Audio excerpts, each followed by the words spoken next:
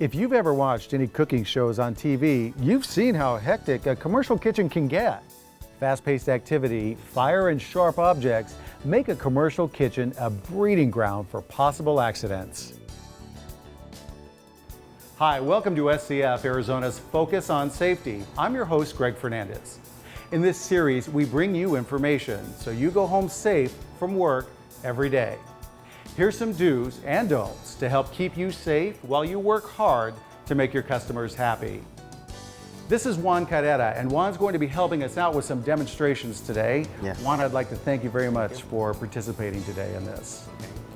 Working in a commercial kitchen means working with sharp objects. Professional knives are essential pieces of equipment in many kitchens, but they can also be very dangerous. You need to choose the right knife for what you need. If it's so small you have to struggle, you have a good chance of getting cut. If it's too big, it can slip off what you're cutting and cut you instead. Only use knives for cutting food. Using them for other things can hurt you. Keep your blades sharp. Dull blades are the leading cause of knife injuries because food gets stuck, blades can break. Always use a cutting board and use a cutting motion that goes away from your body.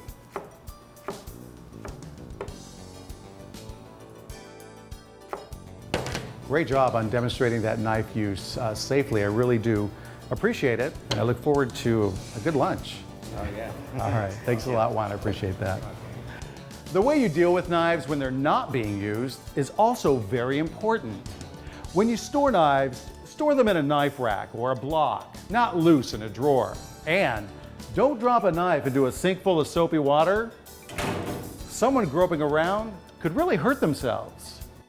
When you set a knife on a counter, set it away from the edge so it doesn't fall. But if a knife is falling, let it fall.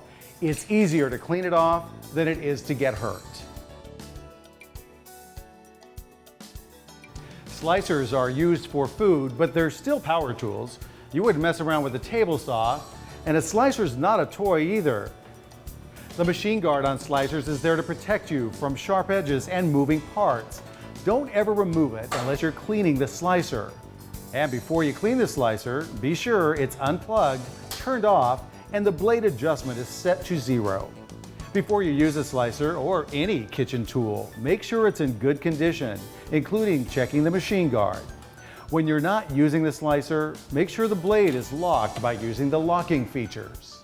Check that the power cord isn't frayed or near water. Make sure your slicer is stable on your work surface so it doesn't slip while you're slicing.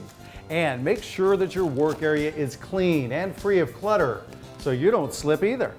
When you're slicing, keep your full attention on what you're doing. Secure the meat properly so it doesn't slip. Always use tampers or pushers, not your hands, to push the food into place.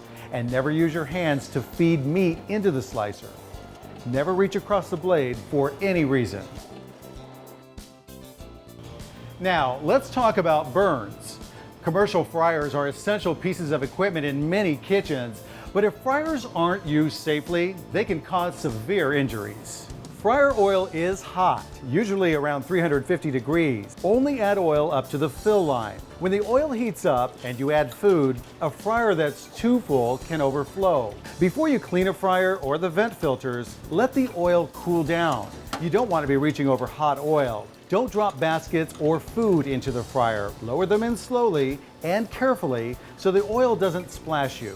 Use high quality oil. Higher quality fryer oil, like canola oil, has fewer impurities and is less likely to splash or splatter.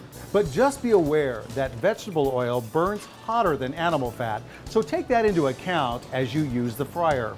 And don't pick up a pan of hot grease, especially if it catches on fire. This is one of the biggest causes of severe burn injuries. Don't splash water into hot grease because it will splatter.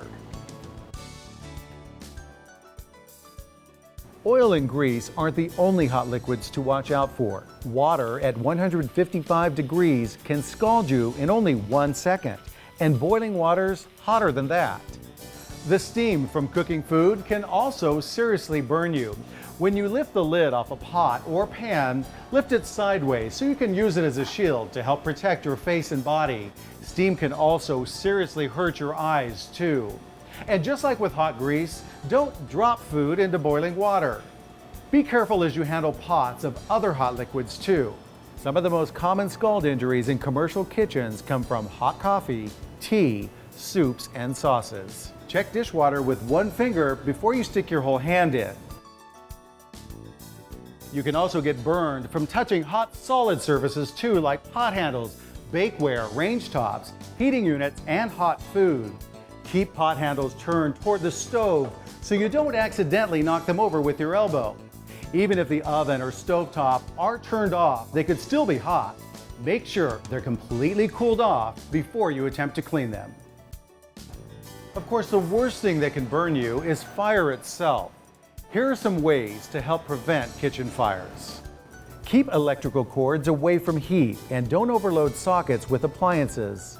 The chemicals you use to keep the kitchen clean may also be flammable. Keep them well away from fire or heat.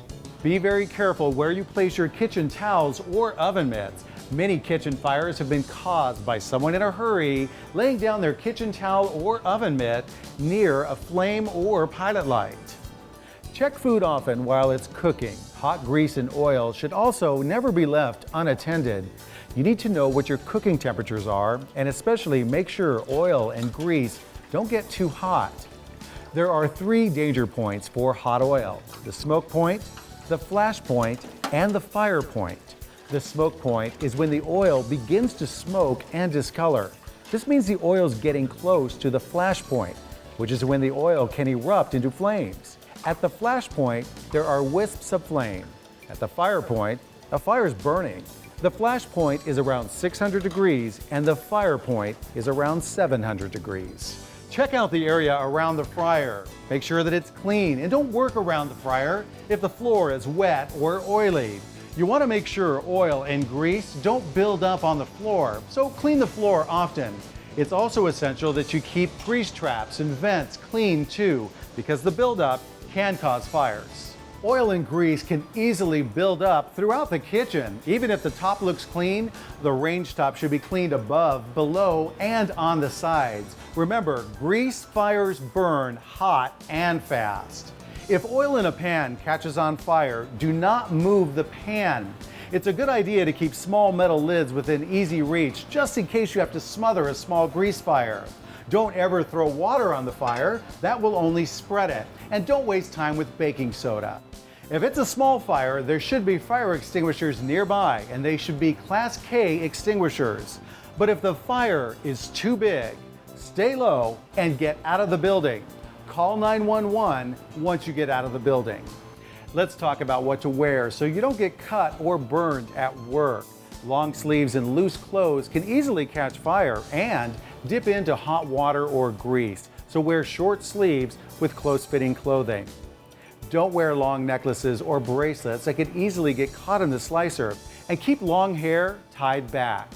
Cut-resistant gloves like this will help protect your hands when you're cutting or slicing, and this apron will give you an extra layer of protection from hot liquids.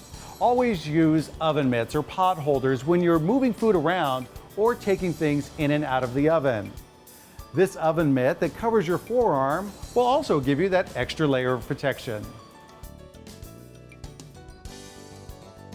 What should you do if you or someone else does get burned or if a fire starts? For scalds and burns, get away from whatever has caused the burn. If clothes are on fire, stop, drop, and roll.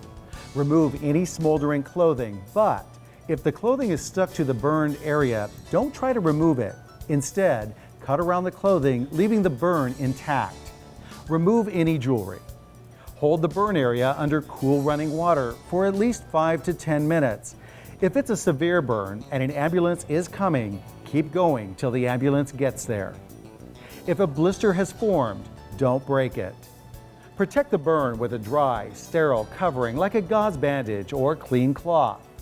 Do not apply any ointments, oils, or sprays to the burned area, especially grease or butter.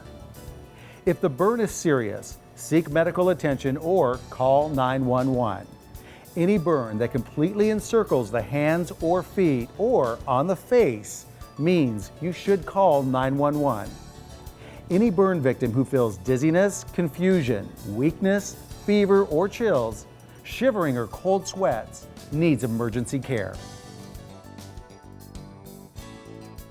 You work hard to serve your customers, but don't forget to serve yourself by staying safe in the workplace. Thanks, Juan. I really appreciate your help today. My pleasure. I'm Greg Fernandez. Thanks for watching Focus on Safety. For printed safety materials, visit SCF Arizona's website at scfaz.com.